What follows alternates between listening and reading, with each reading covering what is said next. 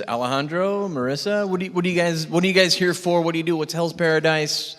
Hi, I'm Alejandro. I'm an alcoholic. No, I'm just kidding. Hi, Alejandro. Hi, Alejandro. But hi, I'm a voice actor, I guess. I voice Gabimaru in Hell's Paradise. I'm Sino in Genshin, Miyamura in Hori, which is what we're both in. And Jingyuan and Honkai Star Rail and a bunch of other things that you guys can look up on behind the voice actors. And yeah, I also have a VTuber named Sayu VTuber. Yeah, oh wow. And yeah, so that's me. And I went to the gym this morning. Ooh. Oh, nice. Yeah. I did not. But you walked. I did. Okay, that's true. You walked. That's basically cardio right there. It's a 30-minute walk in total. That's true. Yeah. That is true. Hello, my name is Marissa. I guess I'm also a voice actor. You probably know me as Hori in Gabimaru and Sagiri and Hell's Paradise, and like a few other things that you can also Google. Good times. Let me think. I love college football. I play too much Overwatch 2, and I love coffee. Thank you. Do you sports? Do I? Sports ball! Do I play or do I just watch? Both, either. I kind of played. I played soccer when I was little, but Same. then the ball hit me square in the face, and I never played again because I was like, I hate this sport. This sucks. That's fair. Yeah. That's So fair. that's how that went. But I did dance and stuff, like drill team Sure. in high school or whatever. Do you watch it? Oh, yeah. I'll kind of watch whatever's on, but I prefer college football, if NFL football. You're more jock than I am. I am. Yeah, people never expect it. That's like my party quirk or whatever. That's I so just cool. pull that out at parties. Yeah. Start talking about sports. Start quoting stats and Yeah. what? There was one time the one time I ever care about like sports is the World Cup because I'm Hispanic and I feel like that's in my birth certificate that I have to care. Yeah. It is. And it was really funny. There was one time at Crunchy, I think it was the last World Cup, I was talking about, it was last year because it was during Blue Lock. And I was like, bro, Japan is winning. This is crazy, blah, blah, blah. Yeah. And I'm telling folks in the lobby, and then Colleen walks up. And I love Colleen. And I'm telling her how excited I am. And she goes, Alejandro, I don't care. And I was like, oh. Okay. But it was just really funny. That's the one time I ever care about any sort of sport.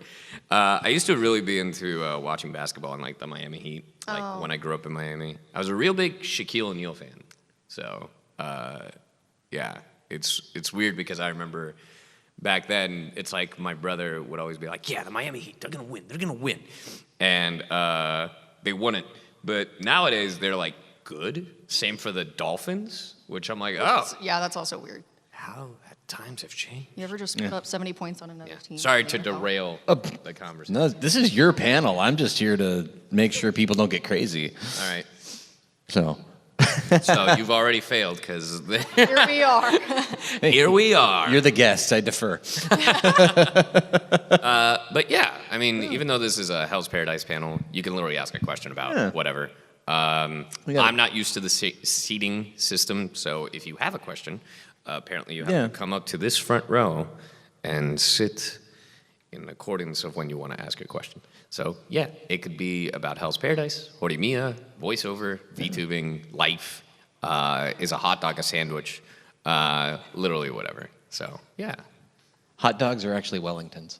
Actually, according to the internet, they're a taco. So because they fold up. Anyway. Yeah. My question's for you. Okay.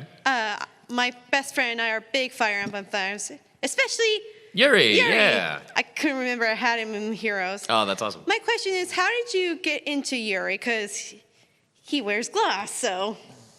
Oh, like makeup and stuff? Yeah. So I voiced Yuri in Fire Emblem Three Houses, and he's a very, very pretty boy. His story is actually really tragic. Mm-hmm. But he became the leader of the Ashen Wolves and the Abyss and the Underground. Essentially, he's like this underground king, essentially. And it was really funny because when I auditioned for Fire Emblem, I originally thought I was like, man, I'm gonna be Balthus. Like I just know for a fact. Like I'm right now I'm in my himbo era. I'm voicing all the bros. And then Patrick cites it's like, all right, so welcome to the studio. You're Yuri. And I was like, who? What? What? And yeah, you're playing the sassy. He's like very strategic and all this stuff. And I was like, wow, okay. And I feel like that was kind of like a turning point because for a while, like my typecast was like these like, you know, kind of bro-y type of characters. And then I realized it's like, oh, I guess I'm good at other stuff. Because when you're pigeonholed for so long, you know, you're like, maybe this is the only thing I can do. But Yuri was really cool because, I mean, he was different, right? He's calculating almost everything. His story is tragic. And I think I got into it because there was one time I worked with this company, Anime Impulse, and we recorded a video. I had never in my life done this. And I was like, hey, you know what would be really funny? And they're like, what? What if I did a makeup tutorial? And there's a video online, it's still up on YouTube, of me attempting makeup for the first time ever in my life. And it was awful. Like, I did not know how half the things worked. And then they afterwards were like, do you want us to fix your makeup? And I was like, please. So then I don't look awful. And then I did it again, but I let Hayden do my makeup. Hayden is my partner. But it was really cool. Yuri was really cool, and I got to explore a lot. And I remember I left, like, there was a specific line in the game where, like, Violet's father passes away. Mm-hmm. And I remember when I recorded those lines, I was thinking of a friend of mine who their dad had just passed away. And I remember when it happened, I was like, hey, I didn't know how to convey my feelings. Mm-hmm. So this scene is my feelings towards you. Mm-hmm. And then we had a nice talk about it. So, yeah. But Yuri was really cool. I hope he gets more custom designs and heroes. I love Yeah, to see him as a bunny, a Easter bunny. Yeah, I want him in the beach outfit. That's what I want. Oh, yeah, that's a 'Cause good one. He has a legendary outfit, and that was really cool. So, Yeah, I think I don't have that one. well, if he ever comes back, Yeah. I wish you luck. Thank you. Yeah, thank you. Thank you very much. Well, hello. Hello. So I was wondering, what do each of you find to be the most challenging part of voicing your characters? In Hell's Paradise specifically? Which you can interpret In that general? however you find most interesting. Well, you go first. The most difficult.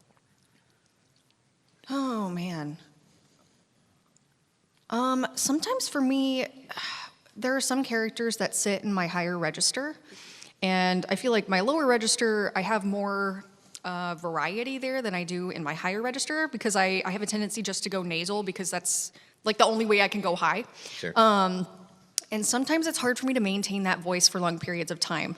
So I really have to do warm-ups ahead of time. So sometimes just staying in that register is difficult. Otherwise, sometimes it's difficult because I have a read in mind that I want to do for a line, but it doesn't fit the timing of the flaps, right? So then I have to kind of turn off my actor brain for a minute and just do the mechanical bit and just kind of like try to meld the two together. Sometimes it works, sometimes it doesn't. Yeah. Sometimes playing a villain is hard. I voice Bridget in Sugar Apple Fairy Tale, and the internet hates her, and that's fine because she's kind of not great. But it can be difficult because you're, as the actor, I'm like, well, I hate her. And then I'm like, okay, but if I come into the booth with that attitude, it changes my reads. And so I had to kind of rationalize why she acts the way she acts. Because the villain thinks that they're the hero of the story, right? They don't think they're doing anything wrong usually. So I have to learn not to judge my characters ahead of time, which can be difficult. It's really funny because I'm playing a villain, and I know the internet hates him. His name is Kaigaku in Demon Slayer, and he hasn't done much in the show right now because his main thing is later on. And if you've read the manga, you know what's happening.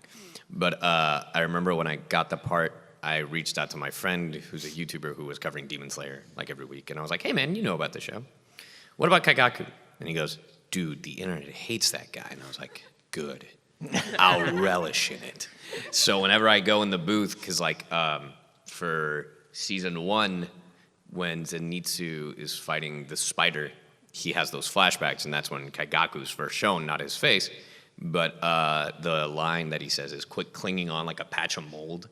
I said it with such ferocity that I was like, I want people to know I hate this kid. I fucking hate him. But yeah, I don't know. It's I think the most difficult I've ever. It's sometimes for me, it's switching between. I don't have this problem as much as I used to, but one problem I really used to have was switching in between seasons.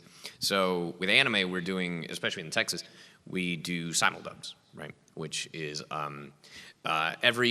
if you're an anime fan, obviously, like you know that there are like anime seasons. Like obviously there are seasons in the year, but anime seasons, it's like, in the winter season, there's gonna be like 28 shows. In the spring, there's gonna be like 40. In the summer, there's gonna be like, there's just brand new shows. There's like 50 new shows every season. And people are like, I didn't know this show existed. Probably because you were watching one of the other 50. But at Crunchyroll, formerly Funimation, we would dub maybe, before it used to be like 10.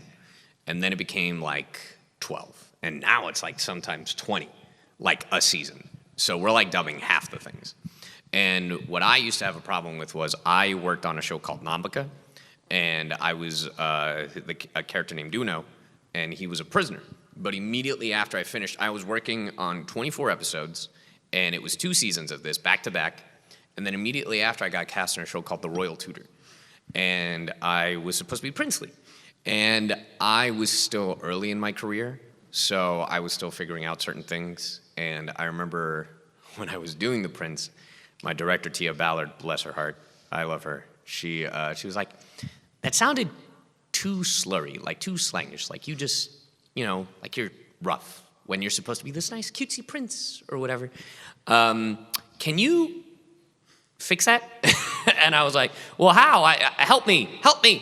Because it was a little bit of my higher register, but also just like trying to figure out the nuances. And she taught me, and I'm sure you know this because of theater, vocal exercises. There was one specifically that helped me out, which was to round out your vowels, which was how now brown cow.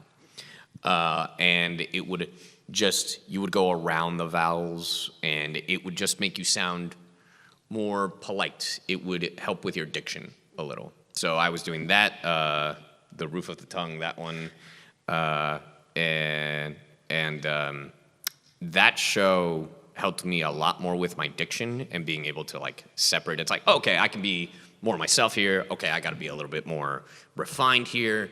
So it's definitely like transitioning. That was my biggest issue, like transitioning from one character to another. Now it's a lot easier, especially switching between, at the time we were doing Hori Missing Pieces, which is the second season, we were switching. We had just come off of Hell's Paradise, so it's like, well, I gotta be a soft boy, but I can't be the soft killer. I have to be the nicer one. But I was also working on like Jing Yuan and like Sino and like other stuff, so I'm just like, all right, I gotta have this like glossary ready, like just ready. It's like, all right, gotta pick this one out. So it's like remembering a recipe for like the certain voice of a character, especially when it's like, we did Hori and then 2 years later we come back to revisit for Missing Pieces, and it's okay, it's been 2 years. What did I sound like, and how did I achieve that voice? Yeah. So it's like locking away all of the recipes for the different voices, like in your head, and then bringing them back out whenever you need them. It's weird. And the funniest thing is that like you can hear just how much more comfortable we are in the Missing Pieces, because it's like, we've like recorded an entire show of this already, so it'll sound slightly different in the newer one. The best example I can give of that type of situation is Dragon Ball Z Kai, because everyone is like, Dragon Ball Z, the original dub is so good, and I'm like, but have you heard Kai? This is like 20 years experience, like in between. I highly recommend you try this one just to hear just side by side and see what it sounds like. So, but yeah. Thank you so much. Thank you. Yeah. Long-winded rant. Hello. Hi. Hello. It's for Alejandro. Okay. Can I have dad joke 58? Dad joke 58? Yes. Yeah. You're not gonna make me do dad jokes for the whole panel, are you? Not the whole panel. No, just this one. We're gonna try to avoid that. Okay. Because yesterday, or 2 days ago? Friday. Huh? Yeah, Friday I was doing dad jokes until someone asked the question. Do you know this one? Because this is very appropriate for this panel. No, I don't. Why do actors say break a leg? I know. Why? They all want to be cast. Yeah. And that's not a dad you. joke. That's actually real. Yeah. It's a double whammy. Yeah. Wow, you have so many pens. Thank you. Even your pants. Even the pants. Wow. And Wow. he Listen gets to the more. jingle. He gets more every show. Literally. Okay, I saw Monokuma. But first off, I find it very funny how you two are both the leads in a show where the long-haired brown girl teams up with or is dating a edgy but not actually edgy dude. True. Sorry, I got mega distracted. I'm looking at the buttons, at the you're- pins. I saw Baymax. I saw Sailor Moon. Yeah. I saw Monokuma. I saw Kirishima. Good taste. Good taste. Yeah. You can see that far? Dude, that's why I'm squinting. Welcome to Is the that gallery. Sonic? Yes, that is. Yeah, Sonic. movie Sonic up here, right? Yeah, right there. Yeah. Oh, you got Honey Senpai. Yeah. See? Sorry, I got mega distracted. What was your question? Amazing. But, my It was really question- funny that we're both cast in a thing. But that you were both cast in a show where the brown-haired girl and the edgy but not so edgy dude basically team up or Yeah. date, and they just hang out together. So that my question is based off that: who would you rather hang out with, Hori and Izumi or Gabi and Sagiri? Hori and Izumi, any day of the week. Are you kidding me? I do not want to get killed by or end up imprisoned. I want to get high tea with Sagiri and Gabimaru just to see what would happen. It would be like a sitcom episode. You are not drinking hot tea with Gabimaru. I'm absolutely. He would probably like throw it on the waiter or something. He's just Yeah. like, nah, He'd thank be you. real mad. Yeah. Well, now that you say it, I just keep thinking of like funny situations to put them in. That's where my brain. Izumi and Hori would just be hanging out with high school kids, and that'd be weird. That's true. That's true. Thank you. Yeah. Thank you. Thanks. Yeah. Now I'm gonna sit here and like think about like ponder. The pins? No, I'm just kidding. Yeah. Yeah. Totally distracted. I'll be here all week. Whoa, man. We won't. What is it like being in something like you guys, you're actors. It's the job. You get the part. Right. To find out that something you've been in or something you're like, oh, I'm going into this show. I'm going to be this part. Then for something along those lines to become so popular and to be, basically become like a legacy show or something like that. To get into that role, what's it kind of like?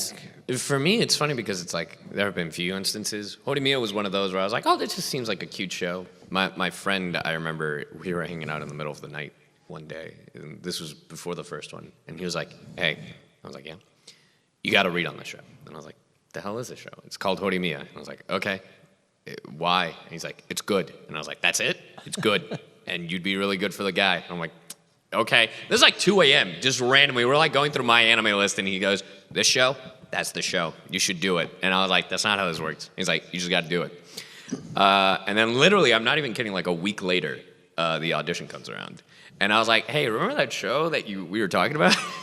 Well, I got the audition. And he's like, you're going to book it. You're going to get it. It's going to happen. And I was like, all right, I guess. And again, it was one of those instances where I thought I'd be Ishikawa, but turned out to be Zeno, which is really funny because we keep switching. But yeah, Horimiya was one of those where I was like, oh, this just seems fun. Because I'm a sucker for rom-coms. So I was like, cool. And then the popularity took off like crazy. And I was not expecting it. With Hell's Paradise, everybody's like, oh, this show's big. This show is huge. And I was like, I mean, I'll believe it when I see it. It's really cool seeing all the merch. I've never had... It's really funny because we were talking about this. I've never had merch up until recently of 2 shows at Hot Topic. There's Hell's Paradise merch, but also Horimiya merch now at Hot Topic. And I was like, since when? What? When did this happen? So it's really cool seeing that because it's like, oh, I guess it is like mainstream kind of thing, you know? Yeah, it's wild. And I was such a dingus. Like back in 2021 when I auditioned for Horimiya, I was cat sitting for a friend at their apartment. The audition came in on I think it was like a Thursday or a Friday, and it was due Monday morning. And so I was staying at her apartment, and I didn't have any of my recording stuff with me. So Sunday night at 10 p.m., I drive home to record the audition that's due Monday morning. And I auditioned for Hori and Sakura Kono, our cute little green-haired friend. And I thought maybe I'd get Sakura because I'd never had a named role of any kind before. But I also had no idea how big the show was. So I submitted stuff, and then I was working at Starbucks at the time, so I think it was like Tuesday or Wednesday of that week. I get an email from Funimation at the time, and they're like, hey, director Caitlin Glass is interested in casting you as Kyoko Hori in Hori Miya. I didn't even remember which character that was because I knew nothing about the show. So I go to Google and like look her up, and I was like, oh my God, I booked the lead.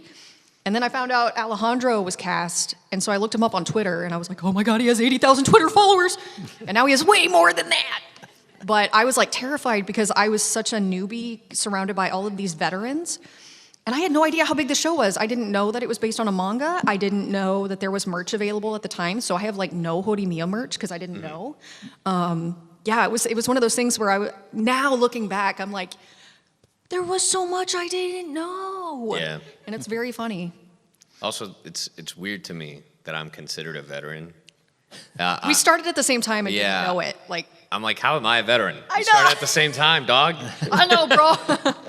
And it's funny because you're not the first person. I've had so many people be like, oh, yeah, I want to get like one of you veterans. And I was like, one of you veterans? Bro, I've barely been doing this for 8 years. What do you mean? What do you mean, veteran? You're already putting me in a home. What are you talking about? I'm not even 30. So... When you wind up booking roles like that, like I said, you didn't know how big it was. When you wind up booking something like that, do you go back and do the research and go read and? It depends. It depends on the property. Like with Horimiya, after I booked it, I read the manga. Same with Hell's Paradise. With Hell's Paradise, we recorded the teaser, and I was like, I mean, we'll see. Like everyone was like, I was like, why is there a teaser for this? Like, what is going on? Like I remember the first person to tell me that it was a big show was AJ Beckles, and he's a voice actor as well, and it was really funny. He's like, dude, that show was great. That show was cool, and I was like, all right. We recorded the teaser, and then Matt Shipman, who's also in the show, he was like, you should read the manga. And I was like, all right. And I remember I'm laying in bed one day, and I'm just like, it's just a Sunday, and I'm like, whatever. I'm reading. And I was like, man, what a good manga. I finished the whole thing, and I was like, that was 7 hours. Well, I'm excited for the property. That's cool.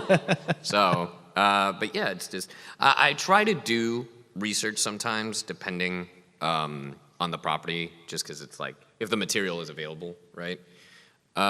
Especially if a show has time travel in it, I 100% want to know more as much as I can, because if not, it just gets complicated, and there could have been things we could have foreshadowed, but if you don't have the full context, like, how can you foreshadow something? So. Yeah, with Horimiya, because I was so new, it didn't even cross my mind to read the manga right away. So most of my reactions were like live in the booth because I didn't know what was happening. So I would watch the episode on, I guess, Saturdays, because we were a couple of weeks behind at the time due to COVID. So Yeah. I would watch the new episode in the J each week and then would go in to record. So I at least knew what would happen in that episode before I would go into the booth, but I didn't read the source material. Yep. Now with Hell's Paradise, I immediately went to Kinokuniya and bought all 13 volumes of the manga. But I have only read through the end of volume 6 because Sagiri does not know the truth about Gabimaru's wife. So as the actor, I don't want to know the truth. I want to be surprised when I see it happen. I do. You're cool. So yeah, the other volumes are just sitting on my shelf, just waiting for me to open them because they're still in the wrapping because I'm that person. But yeah, it definitely depends on the show, I think. And now I'm getting more into reading manga ahead of like any anime coming out, which is dangerous because I have no room on my bookshelf anymore. So I got to buy another bookshelf, I guess. But yeah, it's fun. It's one of the things I found out. Like, I don't buy manga because it just takes up so much space. And I love physical media, but it does Yeah. take up so much space. No, I've got bookshelves. The only manga I buy is Battle Angel Alita. I've been reading it since 1990. Yeah. And when that movie first came out, I jumped out of my seat because like James Cameron's finally doing it because he'd been talking about it since like 2000. And There's so that's the only- only ones I buy. And 22 issues of Last Order, 9 volumes of Chronicles of Mars, the original 9 volumes. Then they released them in hardback. I'm like, I got other comic book trades I want to buy, and it just takes up so much space. But There's only one manga I've started collecting recently. The last one I was collecting was one called Rave Master, which was Hiro Mashima, who made Fairy Tail and Eden Zero. Before those two, he made one called Rave Master. It was really cool. Funny enough, it starred Yuri, as Haru, the main character. And the theme song was by Big Real Fish. Real Big Fish. Yeah, Real Big Fish. And it was called Revolution. A ridiculous song, but it was amazing. But that was the one manga I would collect when I was younger. Nowadays, the only manga that I've been collecting physically is not even Hell's Paradise. It's one called Kaiju Number 8. And it's so cool. I would die to be in that show. Whoa, man. Hey, man. No, yeah, same. It's fine. It's fine. But yeah, no, like that manga, if you haven't read it, it has the art style of like the humans are depicted almost like in a cartoony My Hero kind of style, and then the kaijus, the creatures, are in a hollow from like Bleach. Oh. Like they look very like weird and creepy. Okay. Yeah. My question is, how do you get into VTubing or?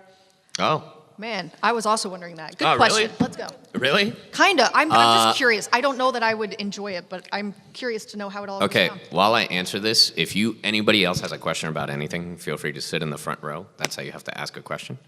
As for VTubing, money. That's the quick answer. But in all seriousness, if you are going to make a VTuber, it is actually expensive. So if you are wanting to do VTubing, I recommend you start with a PNG tuber, which is just a drawing of whatever character you're thinking is going to be your design, and then you can edit it using a program where it'll bounce around or talk or whatever. But that's less expensive because a VTuber, and it's really funny because I had a friend of mine ask me this recently. He's like, hey, my girlfriend wants to do one. How much does it cost? Like, what's the average? And I'm like, well, depending. It could be anywhere from $1,000 to $10,000. And if not higher, depending on what else you want. It depends on the artist and how much they charge. And it depends on the animator and depends on how much they charge. And the reason it costs so much is because if you don't know how a VTuber model works, they draw every little thing in a different layer. So, and I'm not just talking about, the eye's in a layer, the nose is in a layer, the mouth. No, it's the eye is in a layer. On a different layer, it's the iris. On a different layer, it's the lighting of the iris. On a different layer, it's the eyelashes. So it's just a lot of work that they have to deal with. But I would just try it out. See if you like streaming, because a lot of people like the idea of a thing, and then they just kind of like, hyperfixate on that. I'm that way. And then after they do it, they're like, oh, I didn't really like doing that. And then with VTubing, that's a very expensive thing that you don't like doing.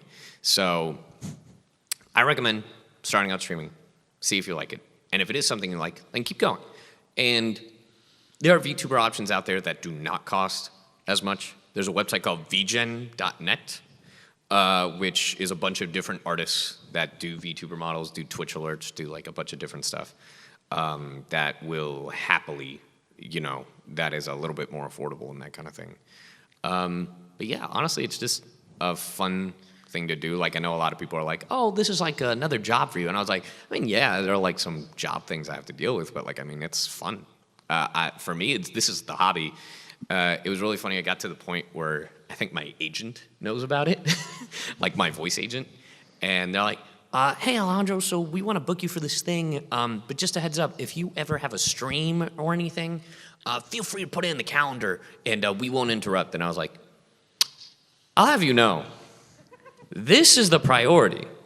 If at any point there's a gig, tell me. If there is a thing I can't move, I will put it in the calendar, but do not worry. If I book a video game, an anime, a cartoon, or whatever, I'm doing that first. The streams can wait. So, but yeah. Well, I follow you and Liam Lee's, and that's it, because Yeah. those are the only two I know. I wish they did more artwork on you guys. Oh yeah, I mean, it was really funny because a friend of mine messaged me. He's the same guy that brought up the Hori thing. He's also one of my mods, and his name is Simba. Well, his real name is, I'm not going to say his real name, but he goes by Simba. And he got a message from one of a fan artist, and they're apparently wanting to do convention, and they're like, oh, could I like sell Sayu art? And I was like, yeah, you drew it. I don't have control over that. Go for it. If you're doing it at cons, hell yeah. And if people buy it, hell yeah, even better. So yeah, I mean, it's just what whatever attracts people to buy stuff. So yeah. Okay, thank you. I was Yeah. just curious all about it. 'cause Of course. Yeah. Yeah. It's a whole different science. Is part of it like kind of like finding your niche and what you would want to stream? What design? Yeah, or even just like the content that you create, like just kind of figuring out. What's the process of going into just what am I going to stream this time? Well, for me, it's just whatever I want. Everybody has a different thing. Like, I have some friends that this is their main thing, right? So I have a friend, her name is Onigiri, and she built her audience from, she does these cooking streams, right? But as a VTuber, it's hard to do because you're a model, right? She is really clever in what she did. So she has like a green screen suit, except for her gloves. So she has green screened herself, and in front of her VTuber model has put her kitchen table. Wow. So she will use her hands, like real life, as almost like the VTuber's hands. So she's cooking while the VTuber model is like on her and she's moving. It's a really clever way to do things, but it's like, how do you take a thing and change it up, right? So honestly, it's what you like to do. So some people like to do ASMR. I can't do it. The only ASMR I would ever do is like narrate. Some people just play video games. Some people just react to stuff. Some people are really clever, you know? I feel like if the streaming or making content is your full-time thing, you do have to be a little bit more clever in what you do. Because for me, I just play Genshin, Honkai. I'll tell stories about things that have happened in my life, or I'll just play some random video game, you know? Sometimes it's video games that I voice in, sometimes it's not, to give it like free promotion. It's like, hey, you should play this game. But yeah, honestly, I just have fun. Like, that's my thing. And one thing I've started to do is I've started to reach out to friends from the Genshin cast, or just like Amanda, like Amelie, and we'll like play random ass video games. So yeah, that's cool. Yeah, cool. I did want to check in a little bit because I work separately in a different kind of tech space. And with what you guys do for a living, I'm kind of curious, the next 5 to 10 years, whether it's where you see your job going or someone new coming into this, whether it's the AI aspect, whether it's things like that, just general concerns, or even what's going to be different about your job in the next 5 to 10 years. Unfortunately, AI probably. Sure. Yeah. And I say unfortunately because like our voices have been stolen, obviously. So like, and it's just weird because like the SAG-AFTRA contract with like theatrical, not even like voiceover related, they're like, oh, we're gonna take like bits and pieces to make a digital replica, but it's like bits and pieces like the eyes of like say Shaquille O'Neal, I don't know, and then like the you know, like the nose of a different actor or like X, Y, and Z, and then make up their own digital replica. It's just weird. What I really hope is that just like a new generation and the AI doesn't really take off when it comes to that kind of field, which is wishful thinking, really. Because like, I mean, AI has already been implemented into many different voiceovers. Like, I mean, James Earl Jones as Darth Vader in the Obi-Wan Kenobi show. Like, that was all AI. And if you play the finals, they use Dude. AI voices. So. Yeah. I mean, even Mark Hamill in The Mandalorian. Or was it Book of Boba? I can't remember. It was one of those. But he was not only deepfake, but his voice was synthetic. So, because they wanted the young Mark Hamill sound rather than what he sounds like now, which is obviously sure, but like at that point you could have gotten a voice match. Or you could have gotten Sebastian Stan that just looks like a young Mark Hamill. Looks like Mark Hamill. Yeah. Didn't need the AI. He looked like him fine enough. Yeah, like honestly looked closer to Mark Hamill than the guy they had as a stunt double there. So it sounds kind of optimistic, though, right? In terms of... Yeah, it's optimistic to Yeah. say that voiceover won't be affected. I will say I feel like live action voiceover will be affected first because there's already technology of them like being able to replace the mouth to the different languages. Yeah. I've had a discussion with like a different actor about you were there about how anime will be the first thing to go, and I was like, honestly, I think you're wrong. Because it's a different type of technology for that. Because it's not just like, oh, match the flaps or like just animate the flaps. Because animating the flaps is different, right? But they're like, well, they could just synthetic your voice for anime. And I was like, It's going to sound so robotic, though, to make It's- it match.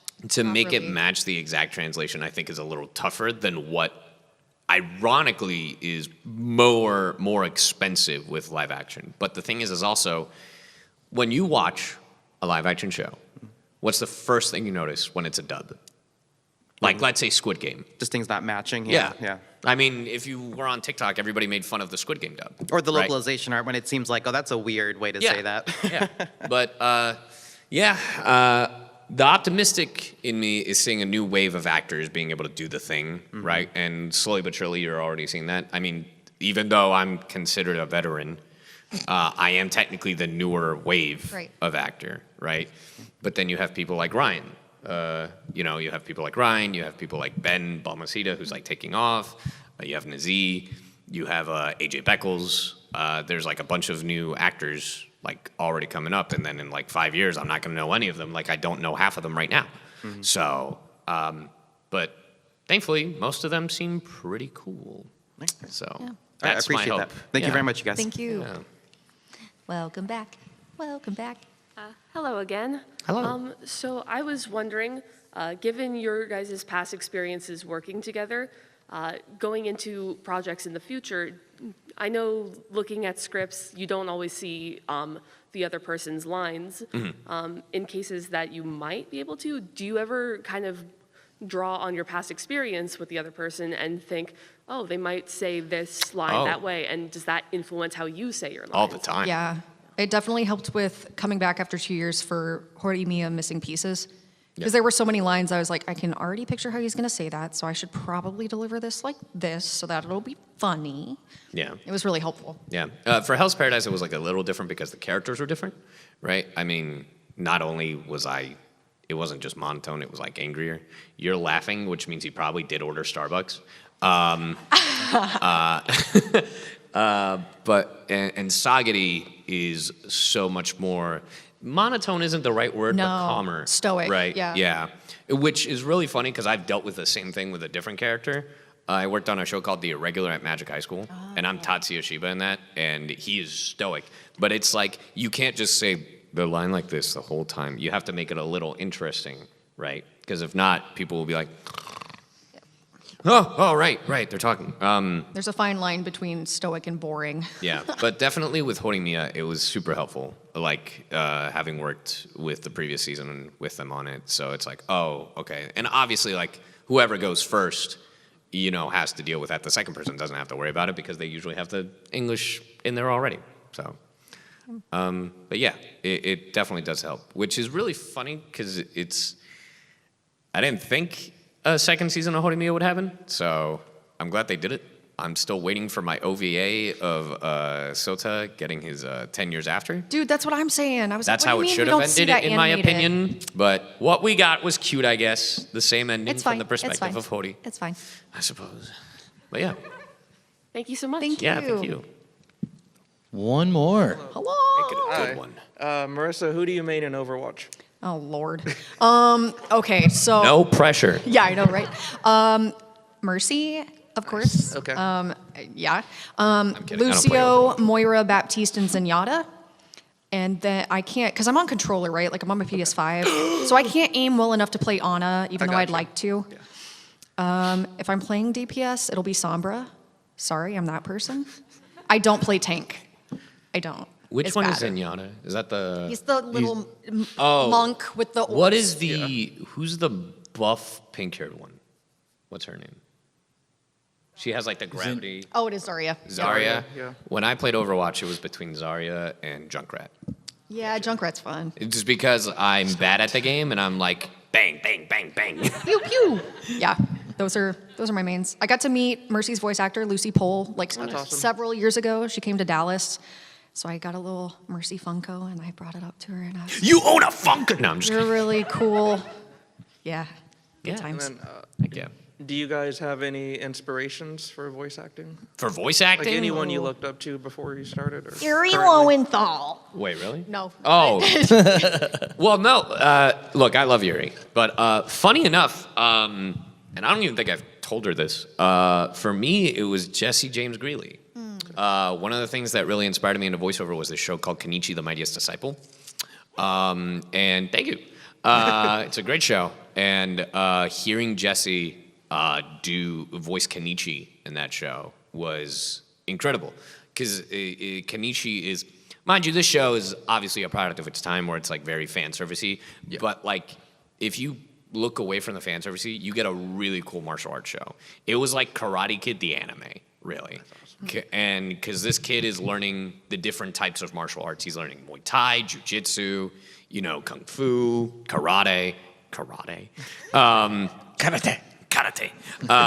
But the way Jesse played Kenichi, because Kenichi's whole thing is he's a coward at first, and but over time grows and becomes essentially a martial arts master. And just hearing Jesse use their range in that role, like being able to switch from comedic to being serious, and then at the very end, the way the season ends is Jesse is impersonating all of her masters.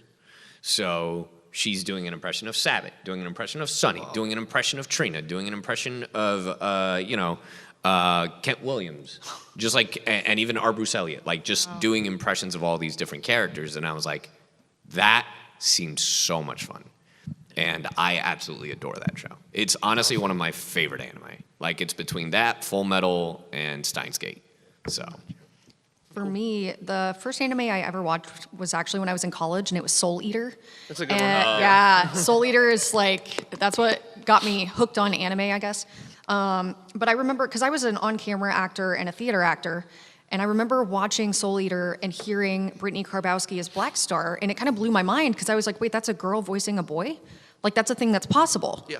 And so that's kind of what got me hooked into voiceover, just because I realized that to an extent, it doesn't matter what I look like. To an extent, it only matters what I sound like. And that was really freeing as someone who was coming from a side of the industry where what you look like is all that matters. Yeah. So yeah, that's what got me started. Yeah. Awesome. And obviously, like, over time, there's been a bunch of other inspirations. I mean, Troy Baker, Mercer. Funny enough, I just like hearing Ray Chase. And yeah. Oratrice mécanique d'analyse cardinal. The oratrice mécanique d'analyse cardinal. No, absolutely. There are too many actors. Yeah. Like, I mean, them, Jeremy Lee, obviously Brittany Karbowski.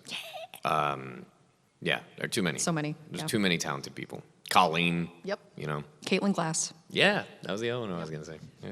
Awesome. Thank you, guys. Thank you. Cool. That was a good question. Well, I believe with that, we're at the end of our time. Yeah, that's So- it. We Good did it. We questions, got y'all. through We the got through Sunday it. morning panel. With only one dad joke. Oh, One dad. That's pretty good, because we did like 12 on Friday. and that was requested. It was requested. So But, thank you everybody for stopping by. We'll be at our booths for the rest of the day. We'll probably be there around like 12:30. Go get some lunch. Go relax for a minute. and- Yeah. But thank you guys so much for stopping Yeah, by. give a big round of applause to Alejandro, Melissa, or Marissa. Thank you very much for being here. Thanks for being at our show, guys. We really